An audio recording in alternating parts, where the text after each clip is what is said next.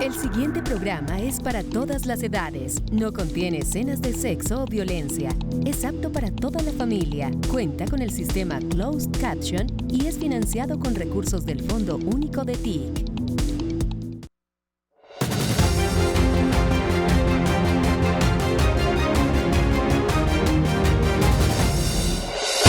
Hola, ¿qué tal? Muy buenos días. Bienvenidos todos y todas a una emisión más de La Agenda, este servicio periodístico que ofrece la Secretaría de Comunicaciones y Prensa de la Presidencia de la República para todos los medios populares, comunitarios, alternativos, para los creadores de contenidos de las regiones del país, que siempre, ya llevamos más de un año con este servicio. Nos acompañan a través de Google Meet todos los periodistas que se conectan virtualmente cada semana para tener la fuente directa del gobierno nacional, del gobierno del cambio siempre, y poder llevar la información, lo que se está haciendo en el gobierno del cambio a sus regiones. Bienvenidos todos y todas, tanto los periodistas, siempre les agradecemos por estar aquí, los que se conectan por Google Meet, como también los que siguen en vivo y en simultáneo esta transmisión por las redes sociales de la Presidencia de la República. Bienvenidos todos y gracias. El tema de hoy, vamos a hablar de los hitos del cambio en el cuidado de la niñez colombianas y de las madres comunitarias que entran a la nómina del Instituto Colombiano de Bienestar Familiar en este gobierno, en el gobierno del presidente Gustavo Petro. Hitos del cambio en el cuidado de la niñez colombiana y el tema de las madres comunitarias en el país. Esos son los temas que vamos a abordar y para eso tenemos a la directora del Instituto Colombiano de Bienestar Familiar, la directora nacional Astrid Cáceres Cárdenas. Directora, bienvenida a La Agenda, muchas gracias por estar aquí para tratar este tema para el país. Bueno, muchas gracias, es un gusto estar en estos espacios. Yo creo que entre más podamos conversar con las regiones y pues más medios alternativos, medios locales nos estén escuchando, pues más impacto vamos a tener, ¿no? Así es, y pues estamos aquí precisamente para dialogar, para plantearles unas preguntas que vamos a hacer ahora, tanto de mi parte como de los colegas acá que están conectados. Entonces, gracias a todos. Directora, bueno, quiero informarle que este tema suscitó el interés de muchos colegas comunicadores, creadores de contenidos, de medios comunitarios y populares de distintos formatos. Aquí tenemos emisoras online, tenemos emisoras comunitarias, tenemos portales web, tenemos colegas que se dedican a la comunicación en redes sociales, tenemos podcast, tenemos distintos formatos acá de medios y de las siguientes regiones de Colombia. Desde Galápagos Atlántico, desde Cali, Valle del Cauca, se nos inscribieron hoy, desde Santa Marta en el departamento del Magdalena, desde Yopal Casanare, desde Tunja en Boyacá, desde Bogotá, desde Villavicencio nos acompañan, desde Antioquia, desde Polo Nuevo Atlántico, desde Popayán Cauca, Barranquilla, Pasto, desde Sogamoso, Boyacá, desde La Cumbre, Valle del Cauca, desde Palmira, también en el Valle del Cauca, desde La Guajira, que vamos a tocar temas, hitos en La Guajira, desde Fundación Magdalena, mi departamento, el Magdalena, desde Bucaramanga, desde Bello, Antioquia. Son las regiones, los municipios de los cuales nos acompañan hoy para tratar el tema de hoy que ya presentamos.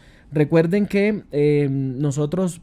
yo voy a plantearle una pregunta a la directora Astrid. Ella va a tener unos 7-8 minutos para hacer la exposición del tema y luego ya ahí abrimos la ronda de preguntas. Como ya los que se conectan habitualmente saben, por favor poner los celulares o los celulares en posición horizontal, presenten siempre su medio y presenten su región desde donde se conectan como tal pues recuerden que esto está saliendo en vivo y en simultáneo por las redes sociales de la Presidencia de la República. Entonces, vamos a dar, directora, un contexto muy rápido antes ya de entrar en materia y plantearte la primera pregunta, y es que durante el gobierno del presidente Petro se han destacado logros e hitos significativos en el cuidado de la niñez colombiana y en la dignificación de las madres comunitarias del país, con el aumento del subsidio pensional hasta del 95% y la vinculación directa de más de 2.300 madres comunitarias al Estado colombiano. En cuanto al cuidado de la niñez, logros significativos desde el ICBF, tales como compra campesina para alimentación infantil, reducción de barreras de acceso al cuidado infantil, prevención de violencias a través del trabajo con las familias, reducción del embarazo adolescente. Vamos a tratar ahora las cifras. Reducción de la violencia contra la niñez, reducción del reclutamiento forzado de menores, reducción de la mortalidad infantil en menores de 5 años, que ya va en el 59%, esa reducción, algo histórico, y sobre los sistemas de protección a la niñez. Son los temas que vamos a ahondar aquí con la directora. Y para eso le planteo la primera pregunta, directora. ¿Qué significa que 1.612 servicios de primera infancia en Colombia ahora sean operados por el Instituto Colombiano de Bienestar Familiar? ¿Qué pasaba antes con estos servicios? ¿En qué se beneficia la niñez colombiana? ¿En qué radica ese cambio? Bueno, gracias, Celso, por las preguntas. Mira, para nosotros, en este marco del gobierno del cambio, pues significa uno de los cambios estructurales de la política de infancia y adolescencia. Es decir, el país ya había avanzado muchísimo en toda la normativa que se requiere para los niños y las niñas, pero la implementación estaba amarrada a unos modelos económicos de tercerización muy fuertes, en que la responsabilidad del Estado se diluía pues en ese proceso de tercerización y los recursos también. Entonces tuvimos que cambiar el esquema de operación a pensarlo desde lo público, desde lo directo y con las comunidades. Creo que esos son los 3 ejes principales. Nosotros encontramos un bienestar familiar que estaba muy bien estructurado para contratar y tercerizar, y digamos que diluir la responsabilidad de acompañar las políticas de infancia en terceros a los que se les pagaba. Entonces se había creado como una especie de modelo de negocio, más bien alrededor de la niñez, y no una garantía de derechos. Tocar la estructura como estaba contratado los servicios realmente era todo para poder cambiar el esquema de operación. Yo creo que parte de esos 1.600, un poquito más, servicios que ahora son operados directamente le devuelve al Estado el carácter de la responsabilidad. Nosotros encontramos, de lo que nos contaba la gente, que el bienestar familiar fue una institución pública muy grande y muy importante, pero que la fueron desmantelando a partir de la tercerización. Entonces, por ejemplo, en los recuerdos que nos contaban la gente que estuvo al comienzo, era que el bienestar familiar tenía su propio laboratorio de pruebas de ADN, por ejemplo, o su propia imprenta para imprimir materiales para los niños y niñas. Los propios espacios de cuidado y protección de los niños eran del Estado. Y cuando ya llegamos nosotros, después de todos estos gobiernos muy neoliberales, encontramos fue un modelo de contratación basado en unos sistemas que lo que le permitían al operador, era acumular cupos. Muy desde el modelo como está estructurada las EPS, como está estructurada casi toda la contratación del Estado. Y pensar que eso significaba, entre comillas, puntos de equilibrio económico para operadores y no beneficios para los niños y para un sistema de educación pública, de educación inicial pública, en el caso de primera infancia, pues fue parte de los retos, ¿no? Nosotros tuvimos 2 retos muy grandes, es decir, teníamos que lograr hacer el cambio sin dejar de atender los niños, porque los niños son lo principal en este caso. Entonces, ¿cómo hacemos esos cambios? Y miramos la institución y vimos que en algunas de nuestras áreas nos podíamos ir directamente, como decíamos, a la revolución, y en otras a reformar hasta que lográramos ajustar el sistema nuevamente en favor de lo público. Lo logramos rápidamente en áreas de trabajo con infancia y adolescencia, por ejemplo, donde todos los servicios ya son directos y donde la gente ya reconoce Atrapasueños como un modelo directo. Lo logramos en las áreas de familia. Yo recuerdo que cuando llegamos encontrábamos en las noticias esto del cartel de las familias y no sé qué, y los contratos, todo esto. Entonces ya eso no existe.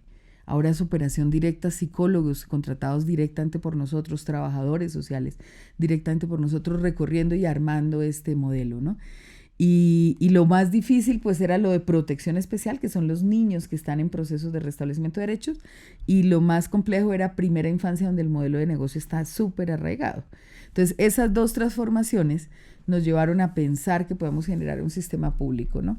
Nutrición también fue fácil, es decir, el impacto y parte del impacto que vamos a conversar hoy sobre mortalidad, la reducción de la mortalidad infantil y la mortalidad infantil por desnutrición, pues se basa en también cambiar el modelo de atención. Es decir, nosotros tenemos una responsabilidad de acompañamiento para el riesgo de desnutrición y ya no la hacemos con fundaciones, sino la hacemos directamente con el hospital público. Entonces, cambiar el esquema y entender que el presupuesto del bienestar familiar debe estar atado a los presupuestos de todas las otras entidades, ligado también a una operación pública directa, e ir cambiando los modelos. Entonces esos 1.600, que creo que son un poco más, son servicios que ya operamos directamente. Hoy me llegaban fotos de un hogar infantil de Dibuya, me llegaban fotos de educación inicial en el hogar, que es un trabajo muy bonito que se hace casa a casa con familias en todo el sistema comunitario de cuidado, operados directamente. Es decir, por personas nuestras.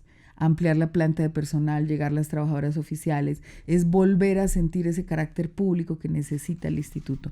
No es una tarea fácil realmente, es una institución creada pues hace más de 60 años y con unas estructuras muy sólidas de lo que le marcaron los años de tercerización, ¿no? Pero bueno, yo creo que en 3 años que hemos estado trabajando directamente para cambiar esto, pues los logros son grandísimos, ¿no? Ahí está, directora. Bueno, abrimos la ronda de preguntas ya. Le damos paso a Miguel Dueñas desde los Llanos Orientales, desde Villavicencio. Miguel, buenos días. Muy buenos días, Celso, doctora actriz, muy buenos días. Tengo unas inquietudes relacionadas con los menores infractores. Hablan ustedes de terminar la tercerización. Tengo entendido que ese tema de los menores infractores, de los sitios en donde cuidan a los niños y les devuelven sus derechos, esos niños que han sido asesinos, que han sido atracadores, que han cometido toda serie de cosas, están tercerizados. ¿Qué se está haciendo? ¿Se están consiguiendo nuevos sitios? ¿Está el de bienestar familiar haciendo un trabajo directo con ellos? Bueno, gracias por la pregunta. Los chicos, los adolescentes del sistema de responsabilidad penal adolescente. Ese es uno de las tareas que nosotros tenemos dentro de la protección integral, el sistema de responsabilidad penal adolescente, recibirlos, atenderlos. Ahí nos trazamos 2 metas importantes. La primera, y es una postura pues que tenemos desde que estábamos con el presidente y que antes era alcalde en Bogotá Humana, pues la privación de libertad de los adolescentes es el extremo pues que tuviéramos que tomar. No deberíamos privar a los adolescentes de libertad. Entonces ahí vas a encontrar que hay 2 campos, las medidas no privativas y las privativas de libertad. ¿Qué hemos hecho nosotros? Aumentar las no privativas. Es decir, que los jóvenes puedan pagar su sanción, los adolescentes, en medidas en que los jueces confían en que terminan su estudio, hacen deporte, hacen trabajo comunitario, incluso el marco de justicia restaurativa. Y realmente han aumentado muchísimo los adolescentes que están en medidas no privativas. Y la meta nuestra en el plan de desarrollo era aumentar los adolescentes que paguen sanción en medidas no privativas y minimizar los de privativas. ¿Por qué? Porque las medidas privativas de libertad, que son los centros de privación de libertad, así se llaman para adolescentes, necesitan menos chicos y por supuesto menos un esquema privativo, así lo manda la ley. Y lo que nosotros encontramos cuando llegamos fueron centros de altísimo riesgo, casi que llamaríamos bombas de tiempo muy complejas que poco a poco hemos ido desarmando y entendiendo que son adolescentes que tienen derecho a oportunidades. Hay una cosa ahí muy importante y es que durante el gobierno del presidente Gustavo Petro, la vinculación de niños y niñas al sistema de responsabilidad ha bajado. Este es un indicador que tenemos que estudiar porque encontrábamos que más o menos hacia 2017 había 14,000 chicos que entraban cada año al sistema de responsabilidad penal adolescente. En pandemia, bueno, la cifra siempre baja en pandemia porque hubo un subregistro, pero luego estaba en 12,000, 8,000. El año pasado apenas entraron 5,000. Y a medida que van entrando menos chicos al sistema de responsabilidad penal, tiene que ver con que hay más jóvenes, más adolescentes en educación, más educación superior, y esto hace que la delincuencia pues cambie, ¿no? Y ese esquema que está todavía por estudiarse para nosotros es muy importante porque reduce también la privación de libertad. Y nosotros, nuestro trabajo en privación de libertad es efectivamente hacerlo directamente. En este momento los espacios de medidas no privativas, es decir, espacios deportivos, cursos, trabajo en justicia restaurativa, muchos son de operación directa nuestra, ya no son tercerizados. Y los centros de privación de libertad, todavía hay unas instituciones que son especializadas en este trabajo, ¿no? Los terciarios capuchinos, ellos están en esa transformación. Ahorita vamos a entregar este gobierno con todos estos centros de privación de libertad, que tampoco son muchos, son 27, con bibliotecas, gimnasios, procesos productivos. Nos juntamos con el Ministerio de Comercio para todo lo que es la producción de textiles y poder que salgan los pelados, los chicos del sistema de responsabilidad a un proceso educativo. Eso ha sido lo más importante. El año pasado graduamos más de 3.000 adolescentes de bachillerato en el sistema de responsabilidad penal. Y yo creo que de las cosas que más emocionan y más profundamente nos tocan la vibra es lograr que estos pelados terminen su bachillerato y sigan en un proceso universitario. Todo ese proceso viene financiado, acompañado, respaldado por nosotros. Y ese logro para nosotros es importantísimo. Más de 3.000 chicos terminaron el bachillerato y todos entraron en la ruta educativa. Muchos de estos adolescentes nos dicen que lo que lamentan es no haber tenido acceso antes a un proceso educativo realmente importante.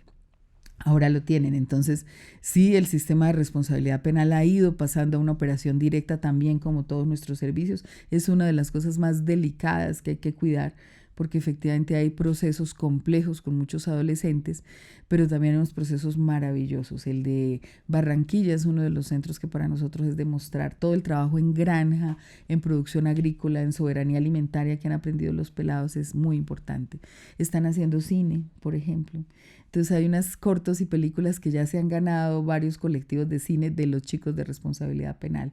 Están trabajando algunos que ya terminaron su sanción y 50 de ellos han logrado ya entrar en Jóvenes en Paz. Es decir, pagan su sanción y siguen su ruta con Jóvenes en Paz para que no haya reintegro otra vez al sistema, ¿no? Al sistema. Bueno, seguimos con la ronda de preguntas. Vamos al Valle del Cauca con Arcángel de Jesús Hernández. Arcángel, buenos días. Buenos días, compañeros CESO. Buenos días a la directora del Instituto de Bienestar Familiar. Buenos días a todos los compañeros y compañeras. Pues mi nombre es Arcángel Hernández. Soy el director de cumbrestereo.com y representante legal de una empresa de trabajo asociado en el nombre Ilampad. Señora directora, mi preocupación es la siguiente, y yo creo que de muchas personas, de los niños que son víctimas de sus propios padres, de aquellos padres toxicómanos y de madres que el trabajo es sexual, ¿no? Pues la vida de estos niños es bastante complicada. ¿Qué está haciendo el bienestar familiar o qué va a hacer el bienestar familiar para poder controlar este abuso, no solamente sexual, sino de comportamiento, y que esos niños, pues desafortunadamente hacia un futuro, pues van a ser, bueno, lo que ha venido pasando en nuestro país, ¿no? Entonces, sí, directora, ¿qué medidas se van a tomar para este tema? Y sobre el tema de lo del bienestar familiar, fabuloso lo que anunció nuestro presidente y lo que se ha hecho por decreto sobre el apoyo a las madres comunitarias, pero recuerde, señora directora, que esto pues ha tenido un manejo muy político. ¿Qué medidas van a tomar para eso, para poderlo controlar? Muy buenos días, gracias por escucharme y a todos los compañeros. Bueno, muchas gracias. Yo creo que voy a empezar por la última y luego la primera, que es muy importante también. Bueno, nosotros de verdad que encontramos una entidad supremamente politizada. Es decir, casi que cada acuerdo político manejaba cada regional. Entonces, por eso yo creo que el país se había acostumbrado a tener un bienestar familiar politizado y que era como una cosa natural. Entonces uno encontraba la presencia de las directoras muy como en un nivel muy alto, por decirlo algo. Nosotros bromeábamos en el equipo con el tema del virreinato, ¿no? Entonces parecía un virreinato. Y al principio yo llegaba a cualquier lugar y era una sorpresa. Era una sorpresa ver que la gente entonces se tomaba las fotos y primera vez que viene una directora y no sé qué más. Entonces yo les decía, mire, se van a aburrir tanto de verme aquí en las regiones que ya no se van a tomar fotos conmigo. Y así pasa, ahora ya puedo llegar, conversar con la gente, trabajar con la gente, porque necesitábamos un ICBF realmente de la gente. De la gente. Uno que encontraba, que uno llegaba en principio a las regionales y siempre detrás todo súper organizado, perfecto, la contratación perfecta, pero porque detrás había un político que la manejaba. Y ese político determinaba a quién contratan, a quién no contratan, cómo se contrata y el resto de cosas que pueden haber pasado dentro de esa institución. Romper ese esquema significó romper como la estructura técnica que les permitía hacer eso, ¿no? y por supuesto generar otro tipo de mecanismos de control, de participación, incluso de la información. La información no era controlada por la institución. Entonces logramos recoger esa información, saber exactamente cómo está la madre comunitaria de tal vereda o cómo está la del municipio y lograr una comunicación directa con las comunidades, ¿no? Creo que eso es parte de esa ruptura y por supuesto una voluntad del presidente Gustavo Petro absolutamente férrea en que el instituto no entre dentro de ningún escenario electoral ni politiquero. Eso yo creo que ha sido lo que más ha ayudado a proteger la institución y a dar los cambios. Aún así todavía hay prácticas en lo pequeño, en lo micro, que terminan otra vez intentando cooptar disfraces y vuelve otra vez y empezamos nosotros a hacer como presión para cambiarla, ¿no? Eso influyó también en los niños víctimas, en los niños que realmente tienen una historia de vulneración. El país ha ido entrando en conciencia que la niñez realmente es que nosotros tenemos una convención de los derechos de los niños muy joven, una práctica de que los niños son sujetos de derecho joven y todavía en muchas regiones y muchas familias creen que los niños son objeto de cambio o no son, ¿sí? O no importan. Entonces lograr que haya una conciencia sobre eso es parte del trabajo. Les comentaba que hemos cambiado todos los programas de familia. Por ejemplo, ahorita hay un programa que se llama Somos Familia, Somos Comunidad, que es muy dirigido a trabajar en los barrios urbanos donde hay más violencia. Se trata de un equipo de psicólogos y trabajadores sociales que hacen encuentros con la comunidad donde más violencia se da, que hacen un trabajo comunitario y que al final esa comunidad termina con una iniciativa. El año pasado me conmovió mucho ver, por ejemplo, en Nariño, que una de las comunidades decidió, con el recurso que se da para la iniciativa comunitaria, mejorar el parque del barrio. Y entre todos, con ese recurso, mejoraron el parque del barrio, pusieron avisos, dieron entornos seguros. Es decir, cada iniciativa comunitaria que se teje en Somos Familia va dirigida a recoger esa noción clara que tenemos de un cuidado comunitario. Y yo creo que eso es parte del sistema de cuidado, ¿no? Eso, un programa que tenemos presencia, que es cuando nos llegan las familias con conflicto a tocar la puerta del bienestar familiar, por el caso de un niño, y no pasa todavía restablecimiento de derechos, entrar con una intervención de apoyo psicosocial para que la familia vuelva a retomar el lazo. Nos decían los defensores, ampliar las defensorías de familia también, logramos una ampliación de las defensorías de familia en el país. Entramos muy fuerte en Catatumbo, que es una zona de alto impacto para la niñez, y bueno, eso entramos al plateado también, por ejemplo, porque la guerra pues captura muchas de las dinámicas familiares y al final terminan siempre pagando los niños. Entonces todas estas acciones van encaminadas a lo que nosotros hemos llamado el sistema comunitario de cuidado. Con las comunidades indígenas también.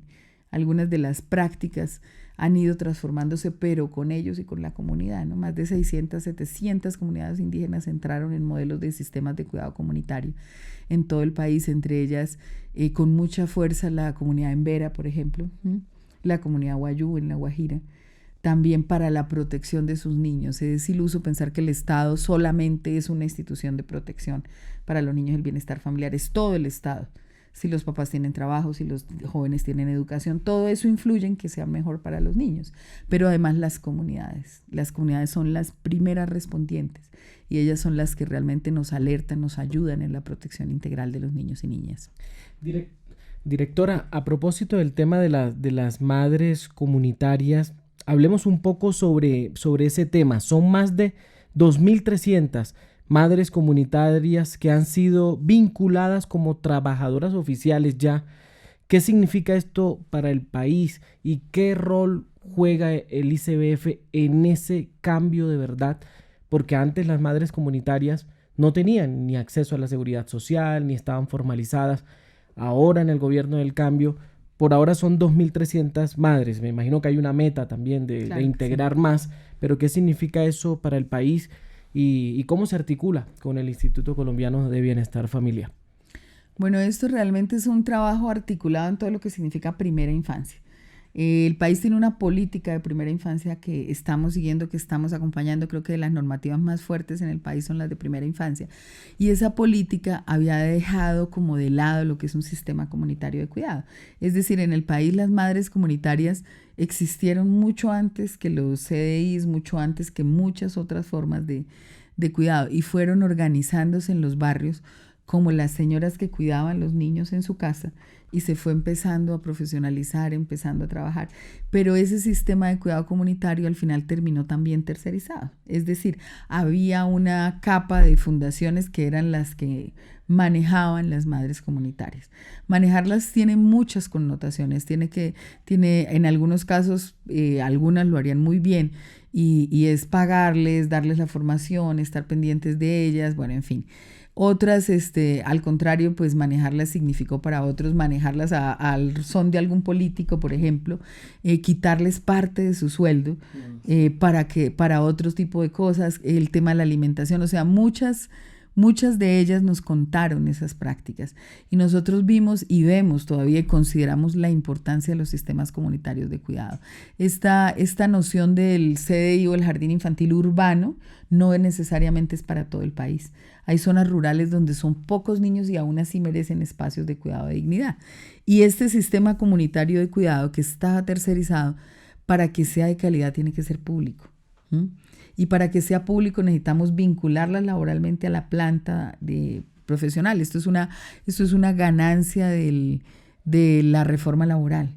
Fue una pelea fuerte en la reforma laboral, pero quedaron vinculados los trabajadores de hogares infantiles, que también son los hogares históricos que tuvo el bienestar familiar y que en alguna época fueron de planta, es recuperar ese carácter del hogar infantil, y quedaron también vinculadas las madres sustitutas, que son aquellas que acogen a los niños y niñas que han sido víctimas de vulneraciones de derechos y los acogen transitoriamente mientras se encuentra su familia extendida o se mejora su proceso. Entonces, esa ganancia de la reforma laboral significó como diríamos, la primera piedra de la transformación estructural del instituto. En este momento, esas 2.300 que fue, y te quiero contar, fue muy difícil que firmaran el contrato laboral. ¿Por qué? Porque tenían temor, porque muchos operadores les dijeron que eso iba a ir mal, que eso no era bueno, que muchos políticos, incluso en Bogotá tuvimos algunas que nos contaron que las habían invitado a un paseo para que no fueran el día de la firma. Bueno, una cantidad de prácticas como de manejarlas y cooptarlas, porque así es como se ha movido un poco la politiquería en el país, cooptando las grandes masas de gente que necesita trabajo y que necesita mejora. O sea, que a los politiqueros les conviene más una madre comunitaria no vinculada formalmente y tenerla para fines politiqueros, y por eso se oponían, ¿cierto? Claro, por eso uno veía las propuestas de gobierno pensadas solamente en mantenerles pequeñas victorias que al final no son las estructurales. La estructural de este país es que ellas vuelvan a ser, o sean de la planta docente, de la planta, formen parte del sistema de educación inicial de lo público, ¿sí? Ahora entonces iniciamos con esas 2.300, que antes de Ley de Garantías fue complejo, pero las logramos. Ellas ya reciben el salario por nosotros, todavía reciben el tema de algunas cosas que todavía el operador, mientras terminamos de cambiar el esquema, porque toda la institución tiene que adaptarse a la operación directa, y eso es una alta meta que estamos avanzando. Entonces, ellas reciben, ya son trabajadoras oficiales, son servidoras públicas. Por primera vez se crea el cargo de madres comunitarias como trabajadoras oficiales, y desde sus hogares cuidan los niños, empiezan a recibir ya la dotación, hay un subsidio de transporte para las que salen de casa, hay un subsidio de conectividad para ellas, de manera que puedan ejercer su desempeño. Y cada día vamos mejorando esto que es la operación directa, ¿no? Perfecto, directora. Seguimos con la ronda de preguntas. Vamos a Boyacá, en la emisora La Boyacense. Buenos días. Buenos días a la directora, a los compañeros. Pregunta es la siguiente. Nosotros como medios de comunicación proyectamos las políticas públicas de mujer y género, de infancia y adolescencia, en medios comunitarios, pero creemos que falta más información acerca de lo que hace el bienestar familiar. Falta más conocimiento de parte del trabajo que hacen las madres comunitarias, el trabajo que hacen los niños, el trabajo que hace bienestar familiar con los niños, y falta visibilizar ese proceso que el presidente Petro, cuando estuvo en los diferentes encuentros con medios comunitarios, habló de la importancia del bienestar familiar, de cómo nosotros como medios podíamos articular a través de programas, a través de iniciativas que bienestar familiar tuviera. ¿Qué propuestas nos podría hacer bienestar familiar para poder visibilizar el trabajo que usted realiza, ya que es una propuesta del presidente Gustavo Petro? Muchas gracias. Bueno, sí, muchas gracias. Es una pregunta muy, muy maravillosa porque nosotros venimos repensando esas estrategias de comunicación, ¿no?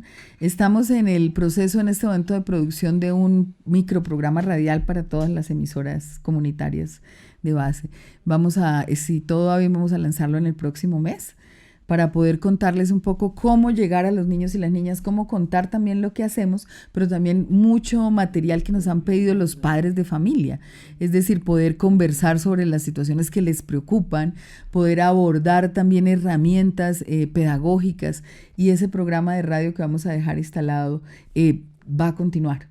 Es decir, vamos a dejarlo para que las emisoras comunitarias puedan acompañar la práctica de cuidado y protección de la infancia.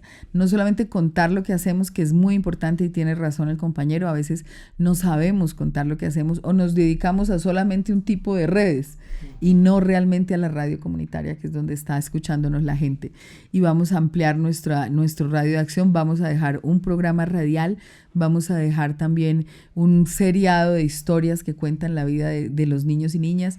Yo le decía a mi equipo que lo que nos pasa adentro es tan emocionante. Por ejemplo, un comité de adopciones. Un comité de adopciones es la cosa más emocionante porque es donde se decide el proyecto de vida de un niño que ha perdido su familia y que la va a recuperar en el derecho a su familia. Y esto, yo les decía, eso podría tener más rating que Alerta Aeropuerto. Es tan emocionante cuando una pareja logra tener la adopción, cuando un niño logra recuperar una familia, y deberíamos contarlo de manera más directa. Pues hay un tema de protección de datos con niños y niñas que es lo que también nos detiene mucho, pero bueno, ya empezamos un proceso de renovación, lanzamos ya el cambio de Me Conoces, que es por legislación, tenemos que hacerlo. Yo creo que ya lo han visto. Me Conoces, que es una pregunta para la ciudadanía sobre si ha visto la familia de estos niños, pues ya ha tenido una renovación para que se fijen más exactamente, y además tiene ahora un canal de YouTube para que la gente pueda repasar y podamos encontrar las familias de estos niños. Entonces arranca un proceso de renovación, esperamos dejarle renovación comunicativa, que fue casi que la última etapa, porque lo primero era cambiar los servicios, cambiar los operadores, cambiar la forma de ejecutar, y ahora la forma de comunicar, que es la que se nos ha ido quedando como colgada. Entonces vamos a avanzar con el programa de radio, invitaremos a todas las emisoras el día que sea el lanzamiento, y serán, por supuesto, aliadas nuestras dentro de este plan de comunicación. Y aquí cuenta con unos aliados también de todos los medios comunitarios populares que se conectan en la agenda, directora. Claro que sí, porque son los hitos del cambio. Seguimos con la ronda de preguntas. Paul Henry Andrade, de Logros TV. Paul Henry, buenos días. Muy buenos días para todos, compañeros, y muy buenos días para la directora Astrid Eliana Cáceres. Apegado al tema de que cuando se desconoce la historia, pues se tiende a repetir los mismos errores, y que en sus discursos el presidente Gustavo Petro nos hace énfasis, quiero contarle algo muy corto. Yo vivo en la Comuna 12, aquí nací, y ahora, después de vivir por muchos lugares en Colombia, vuelvo a vivir en el mismo sitio. Y resulta que este barrio se llama el Barrio El Rodeo, tiene 63 años. Este barrio fue construido sin canchas, sin parques, con un solo colegio. Y en este orden de ideas, durante 60 años, han crecido 3 generaciones que no tienen elementos deportivos, que no tienen escenarios deportivos, que no tienen parques para pasar momentos. Pero además, el desarrollo de Cali hizo que este barrio, que siempre fue de alta complejidad en lo disciplinario, el crecimiento de Cali hizo que el barrio fuera acorralado. No tiene salidas ni para el oriente, ni para el occidente, ni para el sur, ni para el norte, porque fue tapado por las avenidas, y donde habían lugares para poder pasar, la distribución de infraestructuras de la ciudad hizo que quedara totalmente cerrado. Eso sucede eso es lo que hay que corregir frente a los trabajos conjuntos del Estado grande, y es que al bienestar familiar lo han dejado solo, porque lo que tiene que ver con movilidad, lo que tiene que ver con desarrollo de infraestructura deportiva, tiene que estar acompañando al bienestar familiar. Significa entonces que en este sector han crecido comunidades complejas y sigue siendo difícil la situación de orden público aquí porque no se creó una primera infancia bonita. Toda la primera infancia que ha nacido aquí ha nacido en medio del caos, en medio de la opresión, en medio de estar casi que secuestrados dentro de la misma ciudad. Y es un barrio de 63 años. A esto me refiero. Quiero referirme a que el trabajo que usted nos dijo ahora debe ser conectado con el Ministerio del Deporte, tiene que ser conectado con el Ministerio de Transporte, tiene que ser conectado con todos los estamentos del Estado, porque si no la primera infancia, que serán adultos dentro de 25 años, tendrán los mismos procederes que tienen hoy muchachos que están por malos caminos. Yo creo, directora, que además de desahogarme con este tema, sí le escuché muy buenas acciones del bienestar familiar, pero le falta apoyo del Estado completo a la labor que ustedes están haciendo.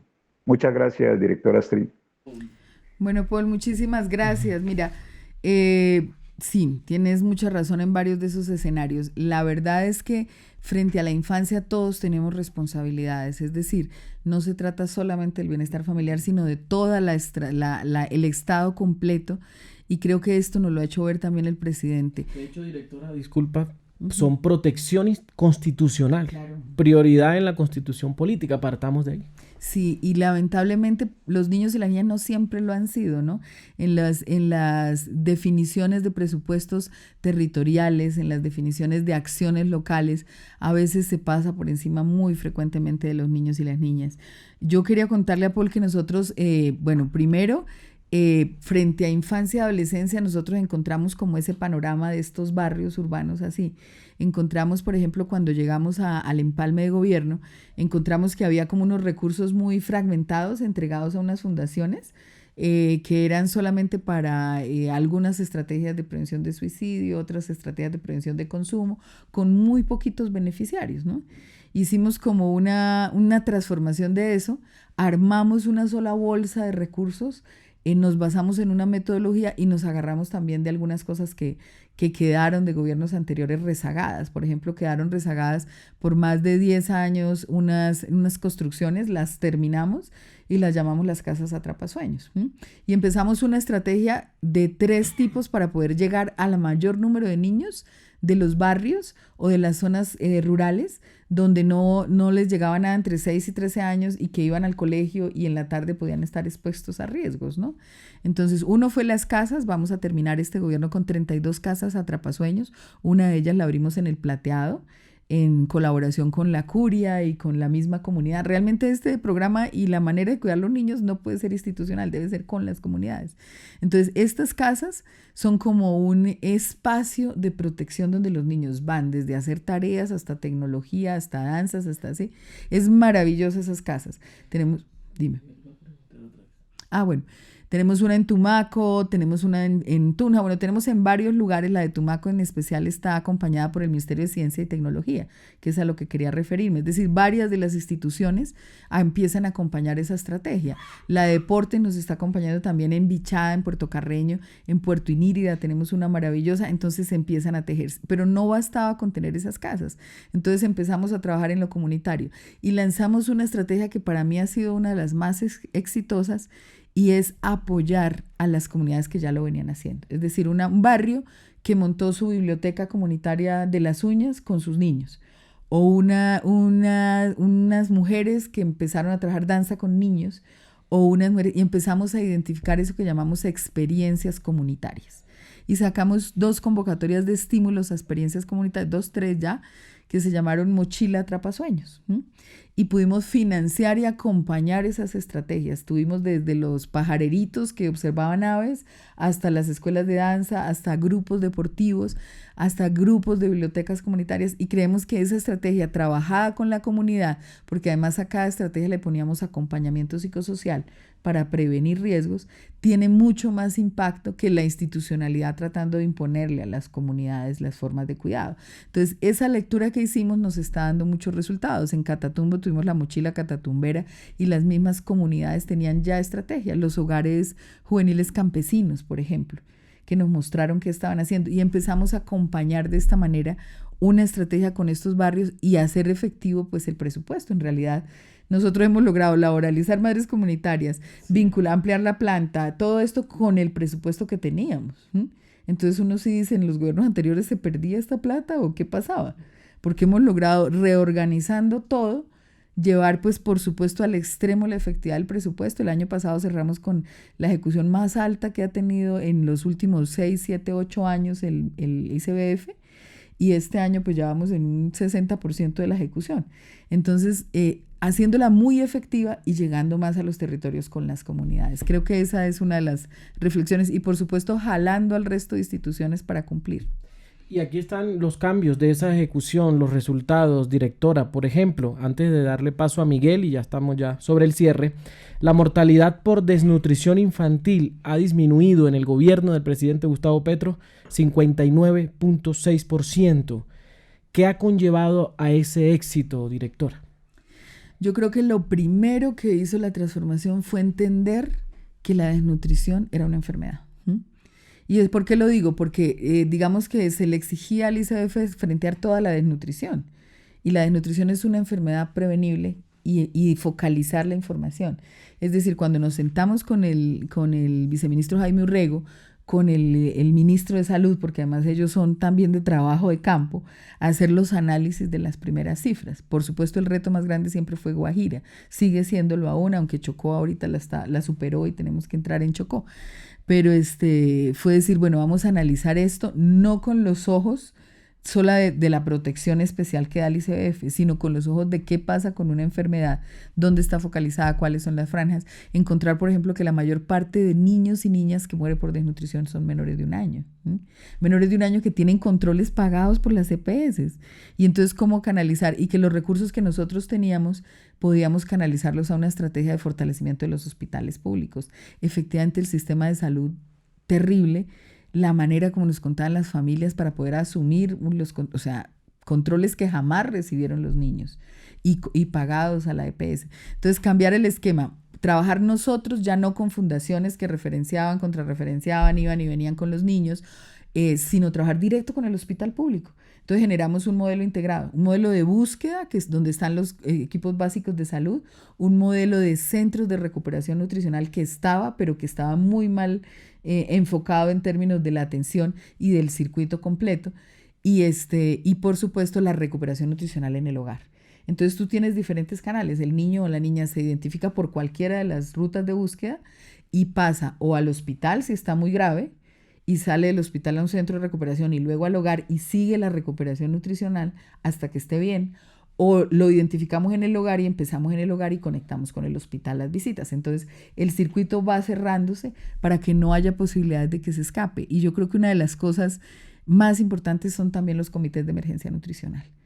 Es decir, empezamos en Guajira recién que entramos con los comités de emergencia nutricional que eran diarios a las 11 de la mañana.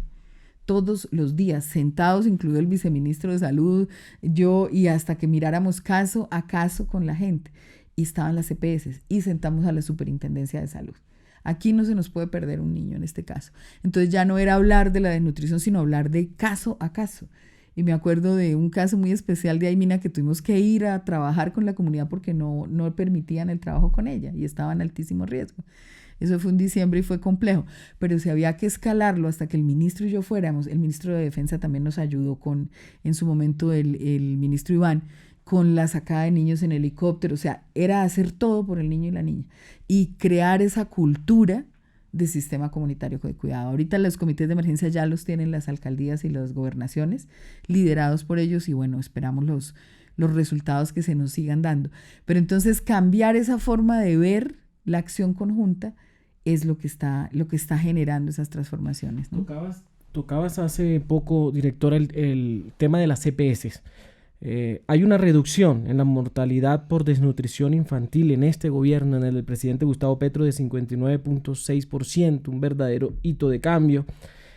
Las EPS hacían prevención, implementaban el modelo de prevención que ha promulgado el gobierno del presidente Gustavo Petro, porque uno veía los altos índices de muertes por desnutrición infantil en los pasados gobiernos que uno decía, bueno, ¿y dónde está el supuesto sistema perfecto que dicen de las EPS? Sí, teníamos alta mortalidad de desnutrición infantil y precisamente en este gobierno, donde se está implementando un sistema preventivo y una reforma a la salud que no se ha aprobado, vemos este hito significativo que el presidente Petro lo ha reiterado muchas veces, una disminución casi del 60% en mortalidad por desnutrición infantil. Entonces, ¿las EPS qué estaban haciendo? Mire, nosotros tenemos un país supremamente centralizado. Es decir, creemos que lo que pasa en todo el país es lo que pasa en Bogotá o lo que pasa en las grandes capitales. Y entonces muchos de estos opinadores que decían que el sistema va bien es porque ellos tenían las citas bien. Pero cuando llegamos al territorio y cuando encontramos realmente, porque un tema tan básico que si ustedes comparan antes de que entrara este gobierno ahora y no se hablaba, era el tema del agua. O sea, uno pensaba que había agua. Que sí, que la Guajira era como el único que sonaba como que le faltaba agua, pero cuando empezamos a ver la Guajira y luego empezamos a ver incluso ciudades como Medellín, barrios alejados que no tienen agua, el acceso al agua potable es básico para la nutrición, es básico para el desarrollo infantil, y encontrar que esa traza no solo la teníamos en la Guajira, sino en muchos territorios, más la atención en salud y los controles básicos de la gestante. Es decir, el hecho de que las gestantes en Bogotá o en las grandes capitales puedan acceder al sistema de salud con diferentes escenarios, que incluso hay pequeños centros en los barrios donde pueden ir, eso no ocurría en el país, no ocurre. O sea, la mayor parte de niños y niñas de primera infancia no tenían los controles en el primer año de vida, ni las gestantes. Eso era lo mínimo y lo básico. Los puestos de salud, la primera vez que estuvimos en La Guajira haciendo los recorridos, los puestos de salud abandonados, se terminaron, o sea, había más de 100 y pico donde la gente encontraba ahí el médico y ya no existen, ya no existían. Entonces empezar a repararlos, empezar a saldar todo ese camino junto con todo el desarrollo que implica no solamente la atención en salud, sino también la que hacemos nosotros en educación inicial, en pedagogía, en rescatar que las comunidades amen profundamente a sus niños, es lo que realmente salva vidas. Pero es un trabajo de calle, de minucia, es un trabajo que nos toca a todos y es un trabajo que no puede parar. O sea, en realidad ese sistema de cuidado comunitario es el que hace que haya bajado el trabajo infantil, que haya bajado el embarazo adolescente, que haya bajado, que las cifras que tengamos ahora sean tan exitosas en infancia. Y la desnutrición, la de mortalidad por desnutrición, que realmente, como lo dice el presidente, es la cifra que más nos tiene que enorgullecer. Hay que terminar de reactivar los puestos de salud. La tarea que está haciendo el Ministerio de Salud salva vidas y la tenemos que acompañar todos. Así es, directora. Bueno, ya estamos ya sobre el cierre. Muy brevemente, Casanare Prensa, le vamos a dar paso al departamento del Casanare. Buenos días. Buenos días, Celso. Buenos días, compañeros. Buenos días, directora Astrid Cáceres. Mire, yo soy del medio casanareprensa.com de Padríporo Casanare. Hace aproximadamente 15 años, en el 2010, este medio se dio la pela denunciando un hecho de corrupción porque habían dado una posibilidad para hacer un hogar comunitario agrupado en el municipio de Padríporo. Entonces le pregunto a la directora si continúan con esa estrategia de los hogares comunitarios agrupados, porque allí nunca lo hicieron y el predio está ahí en amenaza de ruina. O sea, nunca lo implementaron. A pesar de que lo donó la gobernación, se lo pasó al municipio, el municipio quería donárselo a la policía y eso era destinado para un hogar comunitario agrupado. Nosotros hicimos el proceso como veeduría y como periodistas para que se dejara eso para los niños, peleando por el bienestar de los niños en esa época, luchando dentro del marco de la legalidad. Y lo otro es que hicieron un hogar, un CDI hace como 2 años aquí en Padríporo, pero ahorita no lo usa nadie. O sea, no lo utilizan. ¿Cuál es la política de el bienestar familiar con estos CDI que hacen, construyen y los dejan ahí? Son elegantes, bonitos, pero no les prestan el servicio a los niños. ¿Por qué sucede eso? Gracias. Bueno, excelente. Yo creo que hay varias cosas. Primero, sí, seguimos con la política de hogares agrupados, pero desde una óptica distinta. En este momento se llaman jardines comunitarios. Y estos jardines comunitarios, que es donde se agrupan, por de alguna manera, algunas madres comunitarias, empiezan a tener ya compañeras que les ayudan con los alimentos, empezamos con la dotación, varios de esos jardines comunitarios entran también en la vinculación laboral y son unidades muy bellas porque no son como esa cosa grandísima que es bueno también, pero que tiene muchísimos escenarios urbanos en los que entran 300, 400 niños, sino son el cuidado comunitario más básico, unidades de 40, 60 niños, donde podemos tener una calidad de atención mucho mejor. Continuamos, vamos a revisar el de Paz de Ariporo que nos comenta, a ver si podemos hacer algo para rescatar lo que quedó. El país tuvo una política de construcción de CDIs con las alcaldías hace más o menos unos 10 años. Nosotros encontramos que esa política había tenido muchas dificultades, porque les dieron como un COMPES de recursos, crearon unos CDIs, pero los CDIs algunos después los abandonaron, las alcaldías no los terminaron, los dejaron así. La mayor parte de centros de desarrollo infantil que hay en el país son de las alcaldías y las gobernaciones, y muchas de ellas se desentienden del cuidado de la primera infancia, es decir, como que eso le toca a la nación y no nos toca a nosotros, como si no fueran sus niños y niñas, ¿no? Otras, en cambio, sí muy maravillosas, siempre dejan presupuestos de dotaciones, de vigilancia, de mejoramientos. Estas plantas físicas pertenecen a esas alcaldías y muchas de ellas fueron abandonadas porque fueron usadas como construirlas por politiquería y después abandonarlas, y eso es lo que estamos tratando de recuperar. Ya logramos varias de esas plantas físicas mejoras, ya logramos dotaciones, pero todavía nos quedan esos que uno diría son elefantes blancos que quedaron de ese COMPES y que nunca ni los terminaron, ni los avanzaron y solo los usaron en ese momento de politiquería. ¿Qué pasó con ese recurso hace 10 años? Es parte como del análisis, ¿no? ¿Y qué pasa con aquellas que ahorita están? Así es. Bueno, cerramos ya la conferencia muy brevemente. Miguel, ¿alguna pregunta? ¿Quedó por allí?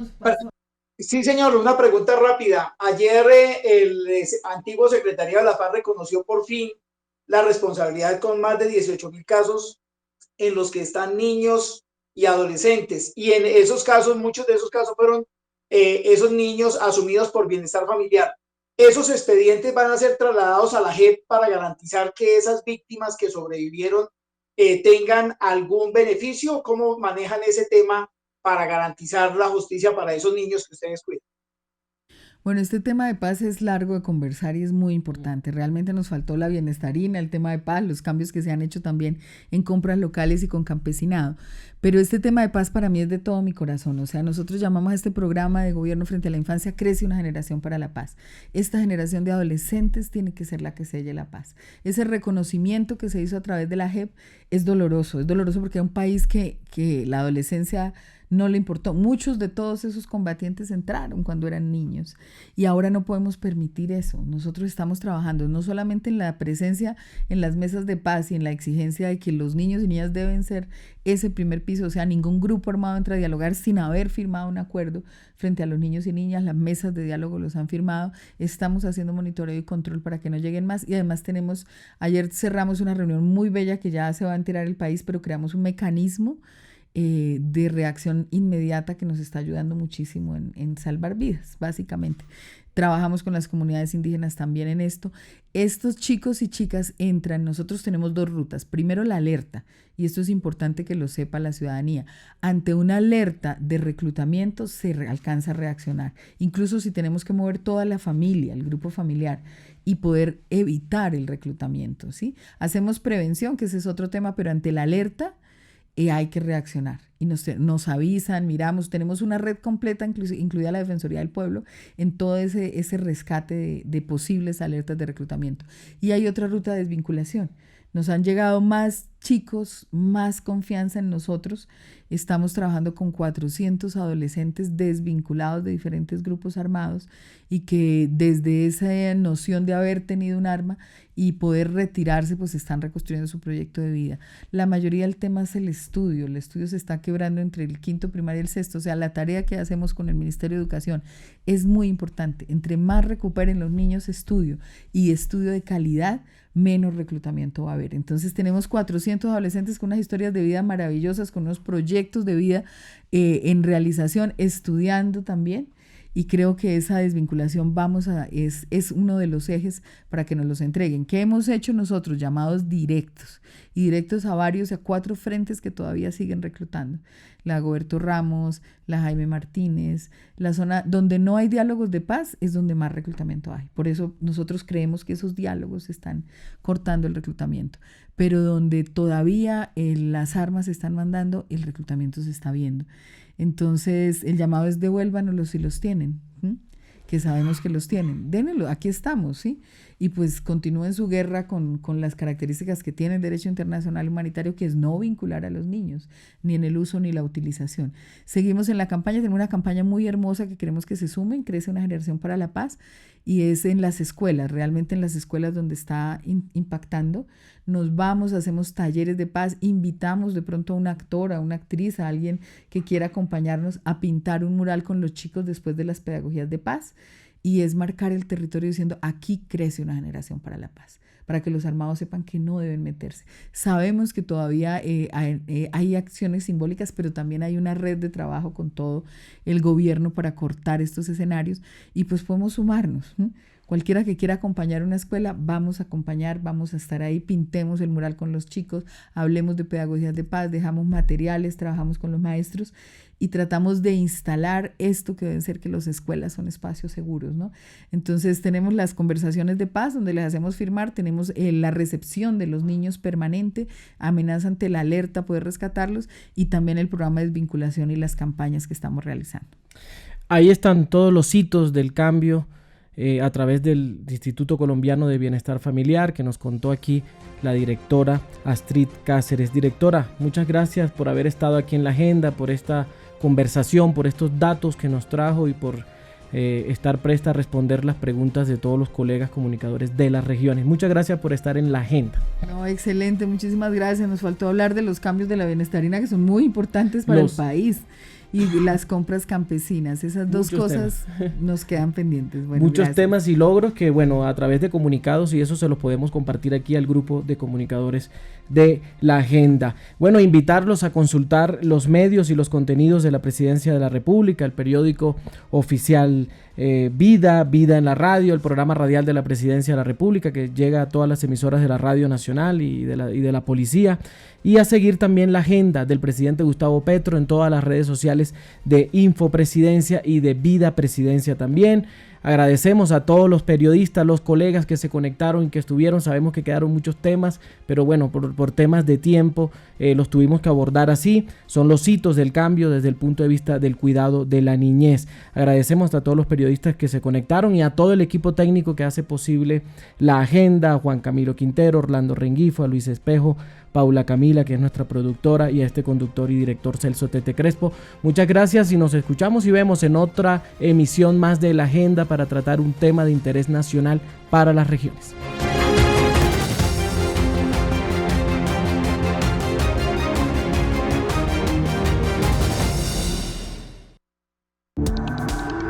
Este contenido fue financiado con recursos del Fondo Único de TIC.